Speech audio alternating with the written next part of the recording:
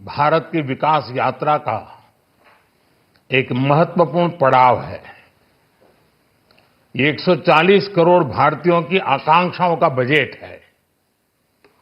ये हर भारतीय के सपनों को पूरा करने वाला बजट है। हमने कई सेक्टर्स युवाओं के लिए खोल दिए हैं। सामान्य नागरिक विकसित भारत के मिशन को ड्राइव करने वाला है। ये बजट एक फोर्स मल्टीप्लायर है।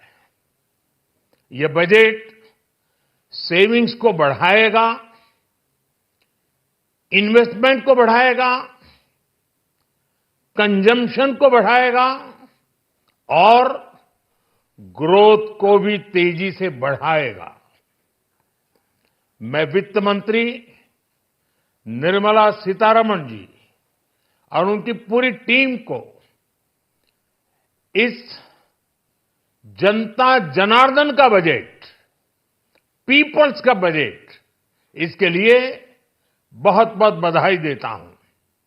साथियों, आमतौर पर बजट का फोकस इस बात पर रहता है कि सरकार का खजाना कैसे भरेगा,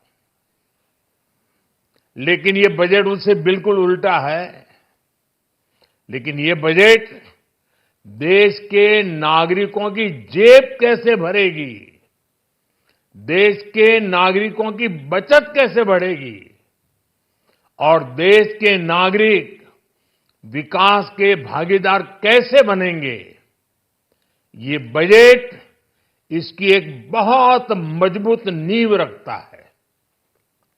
साथियों, इस बजट में रिफॉर्म की दिशा में महत्वपूर्ण कदम उठाए गए हैं।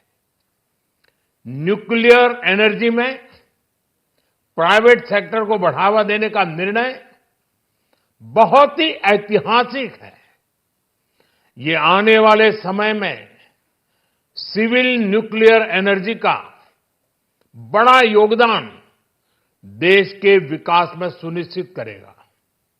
बजट में रोजगार के सभी क्षेत्रों को हर प्रकार से प्राथमिकता दी गई है। लेकिन मैं दो चीजों पर ध्यान आकर्षित करना चाहूंगा। उन रिफॉर्म्स की मैं चर्चा करना चाहूंगा जो आने वाले समय में बहुत बड़ा परिवर्तन लाने वाले हैं। एक, इंफ्रास्ट्रक्चर स्टेटस देने के कारण भारत में बड़े शिप्स के निर्माण को बढ़ावा मिलेगा। आत्मनिर्भर भारत अभियान को गति मिलेगी और हम सब जानते हैं कि शिप बिल्डिंग ये सर्वाधिक रोजगार देने वाला क्षेत्र है। उसी प्रकार से देश में टूरिज्म के लिए बहुत संभावना है। महत्वपूर्ण 50 टूरिस्ट डेस्टिनेशन,